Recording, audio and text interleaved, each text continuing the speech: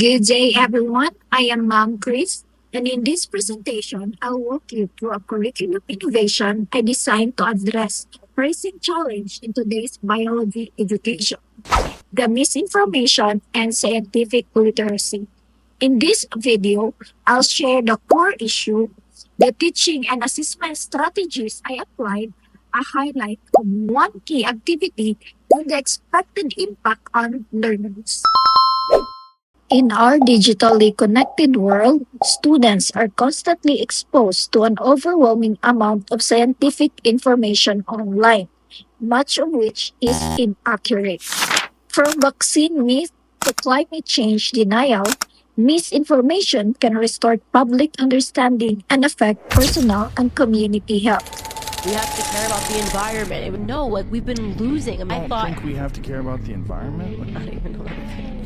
Not even a little bit? No, I don't throw trash on the ground. Like I'm not saying like we need to trash the environment. But do I believe in climate change? No.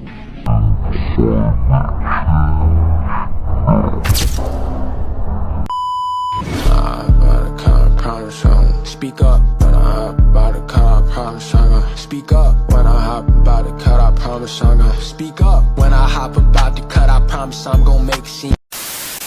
Flat ang mundo at hindi bilog. Yan ang pinaniniwalaan ng iilang mga tao. Kahit pa ng mga kilalang personalidad gaya ni NBA player Kyrie Irving at Draymond Green, flat daw ang mundo. Maging ang reality TV personality na si Tila Tequila at American rapper na sa B.O.B. Tila sila ay naniniwala na ang mundo ay flat at hindi bilog. Kahit pa umusbong ang makabagong teknolohiya upang pag-aralan ang hugis at anyo ng mundo, maraming tao pa rin ang naniniwalang ang mundo ay hindi bilog o globo. Sa katunayan, sa mga YouTube channels at Facebook pages na tumatalakay sa mga teoryang patag ang ating daigdig, makikita nyo na libo-libong mga tao ang sumusubaybay at nagpa-follow sa kanilang channels at pages.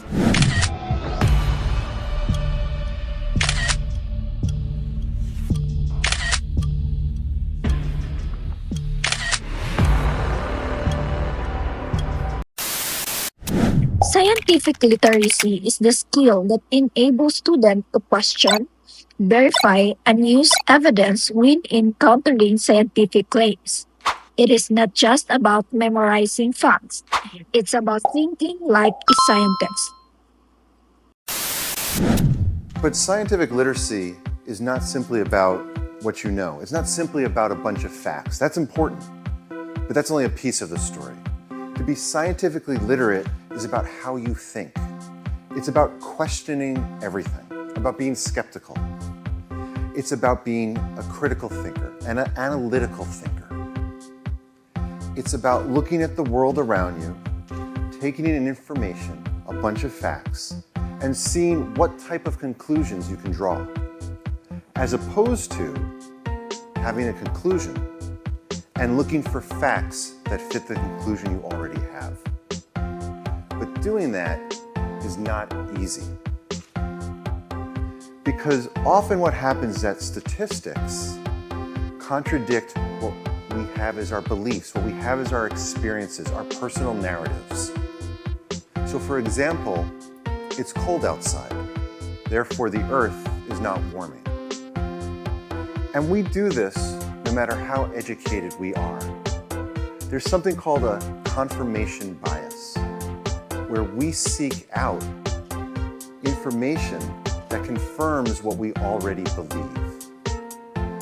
To be open to change, to be open to truly changing our mind, to be truly scientifically literate is an incredibly difficult thing to do.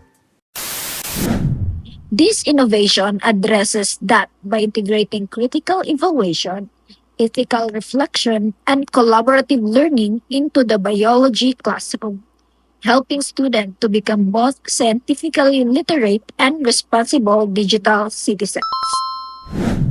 To tackle this issue, I used an inquiry-based, problem-based, and constructivist approach framed through the 7Es instructional model, which include elicit, engage, explore, explain, elaborate, evaluate, and extend. The lesson is designed for senior high school biology students and focuses on real world relevance. Students explore vaccine misinformation, investigate sources, and design evidence based media campaigns. They are not told what to believe. They discover how to decide what's believable using scientific tools. Learning is collaborative and authentic. It connects with 21st century skills like critical thinking, media literacy, and ethical reasoning. To assess students' learning, I integrated both formative and summative strategies. For formative tools, it includes group discussions, peer feedback, and source evaluation rubrics. Summative tasks involve a myth-boosting media campaign and reflective writing where students analyze and communicate their understanding.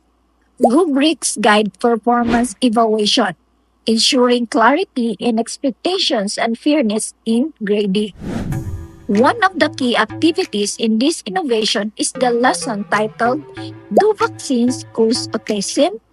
Students evaluate three articles: a peer reviewed journal, a biased blog, and a misleading website using a credibility rubric. Then, in groups, they design a short media campaign debunking the myths using scientific and ethical reasoning. They present their campaign and reflect on their learning. This activity integrates science, media, and ethics and prepares students to address real-world misinformation confidently. Through this innovation, students build critical thinking and source evaluation skills, develop communication and collaboration, and grow into informed, responsible citizens capable of engaging in science-based discussions and debunking myths in their communities. Ultimately, they learn not just what to know, but how to think. Let's talk about some tips and tricks to combat them. One way to avoid believing misconceptions is to be curious. Ask yourself questions when you are presented with a fact online. Is this the best source to get accurate scientific information? Do the content creators actually know what they are talking about? Have they done their research? Can the information be backed up by actual experimental evidence? Or is this just a bunch of hearsay? We know it can be difficult to not believe them right away, but we encourage you to think twice about the scientific facts presented in news articles and via social media. Always take it with a grain of salt. Next, introducing science to kids at an early age can develop positive attitudes towards science and credible research, which will help them in the long run. If introduced early on in their lives, it can also lead to better understanding of the concepts. Hence, one way to avoid the spread of scientific misconceptions is by exposing kids to scientific concepts at an early age. Lastly, scientists play an important role in preventing science miscommunication. Scientists can write summaries about their research findings in layman words to help the general public understand their study better. This will be a pivotal step in bridging the gap between science and the public. To conclude, this curriculum innovation empowers learners to resist misinformation through scientific literacy. In a time when truth is often clouded by noise, this approach gives students the tools to think clearly, question confidently, and speak responsibly. Thank you for watching, and I hope this inspires new ways of teaching biology with purpose and impact.